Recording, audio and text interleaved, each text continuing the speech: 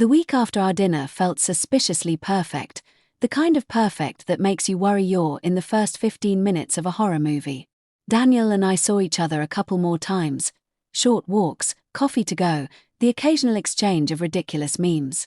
Everything was going almost too well, which, if horror movies have taught me anything, means the bad stuff is about to kick in. On Thursday evening, he said, "I have a surprise for you on Saturday." Now, I only like the word surprise in two contexts, when it involves cake or concert tickets. Anything else usually has regret written all over it. "Is it a good surprise?" I asked cautiously. "I promise you'll like it," he said in that calm, confident tone that could probably make him taking you to meet a serial killer sound reassuring. On Saturday afternoon, he picked me up.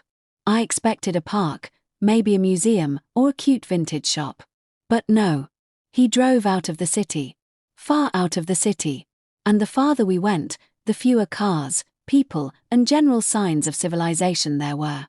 "Where exactly are we going?" I asked, trying to sound casual even though my inner emergency response unit was already on high alert. "It's an old estate," he said, like that was a totally normal date location. "I've been there a couple of times with friends. It's unusual. I think you'll like it." Unusual. Right. Because usual places are cafes, parks, and movie theaters, not abandoned estates in the middle of nowhere. We turned onto a narrow road, hemmed in by trees so tall and overgrown they formed a tunnel of tangled branches overhead. Even though it was midday, the light dimmed to a muted grey. It felt wrong. The kind of wrong where you instinctively check the cell signal on your phone. Spoiler, 1 bar. When we finally pulled up, I saw it, a massive, obviously abandoned building. Its windows were empty, dark hollows, like someone had gouged out its eyes. The stone walls were streaked black with age, and the roof looked ready to collapse at the slightest nudge. All around it stretched nothing but forest and a faint, creeping fog that hadn't been there 5 minutes ago on the main road. Daniel got out first, looking perfectly at ease, while I sat there gripping the door handle like it was my lifeline. "Well?" he asked, as if he'd just brought me to a charming little picnic spot. "Daniel," I said slowly, "if this is the part where you tell me the house is haunted, I'm going to need you to also tell me where the exit is." He just smiled. "Come on, you'll see." And against my better judgment, because apparently I have the survival instincts of a horror movie extra, I followed him toward the gaping, dark mouth of the estate. The moment we stepped inside, the temperature dropped. Not in the it's drafty way, more like the air itself had been stored in a freezer for decades. My first thought was that the place smelled like old books and damp stone, but underneath that, there was something else. Something faint and metallic. The kind of smell you only notice right before your brain decides you don't want to identify it. Daniel's footsteps echoed across the cracked marble floor, while mine felt far too loud, like the house was listening. The entrance hall was huge, the ceiling lost in shadow, the faded remains of a chandelier hanging above us like a broken spider's web.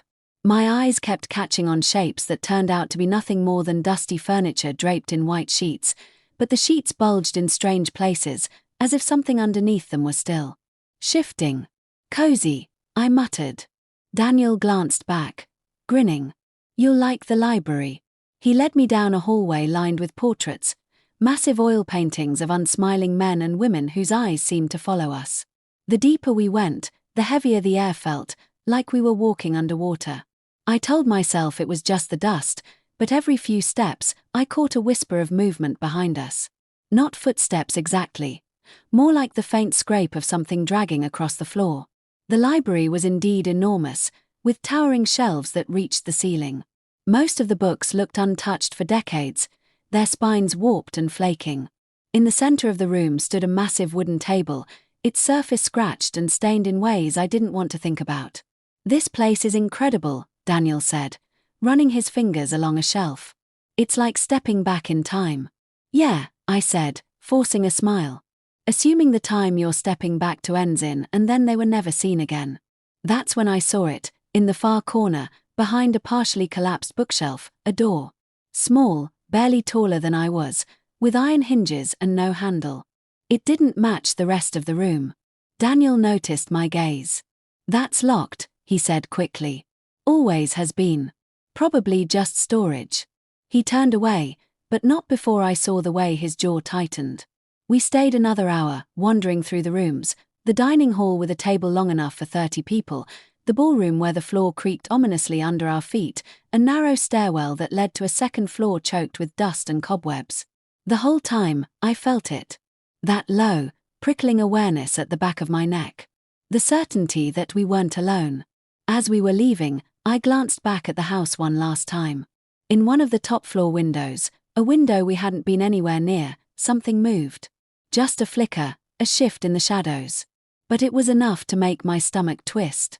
I told myself it was my imagination. I told myself a lot of things on the drive back. But when I got home and pulled out my phone, there was a new message from an unknown number. No words. Just a single photograph. It was me, standing in the library. And Daniel wasn't in the frame. I stared at the photo until my phone screen dimmed, as if the device itself was trying to protect me from looking at it any longer. My first instinct was to call Daniel, but a second, colder thought stopped me. What if he had taken it? The idea made my throat tighten. No, that didn't make sense. We'd been together the whole time, hadn't we? Except, I couldn't remember exactly where he was when I first walked into the library. I zoomed in on the picture, hoping to find some normal, rational explanation. The grainy quality made it hard to tell, but there was something in the background, a shadow that didn't belong to any piece of furniture. It was tall. And it was leaning toward me. My apartment suddenly felt too small, too quiet. I tossed the phone onto the couch and paced, but my eyes kept flicking back to it, as if the image might change when I wasn't looking. After a few minutes of mental wrestling, I texted Daniel. "Did you send me a picture just now?" 3 dots appeared almost immediately, then disappeared. A full minute passed before his reply came. "What picture?" I didn't answer. I didn't want to explain over text. He called me instead, his voice calm, maybe too calm. "Emily, what's going on?" I told him about the photo. He insisted he hadn't sent it, that it must have been some kind of joke or mistake. But his pauses between words were just long enough to make me doubt. "Look," he said finally, "if it's bothering you, I'll come over. We can figure it out together." Part of me wanted to say yes. The other part was screaming that inviting him over might be the dumbest decision since walking into that estate. So I lied. "I'm fine. I'm just going to get some sleep." That night, I left all the lights on. At some point I must have drifted off, because I woke to a faint tapping sound. It took me a second to realize it wasn't coming from inside my apartment. It was from the window. My 3rd floor window. I froze. The tapping stopped. Slowly, I sat up, my eyes adjusting to the dim light.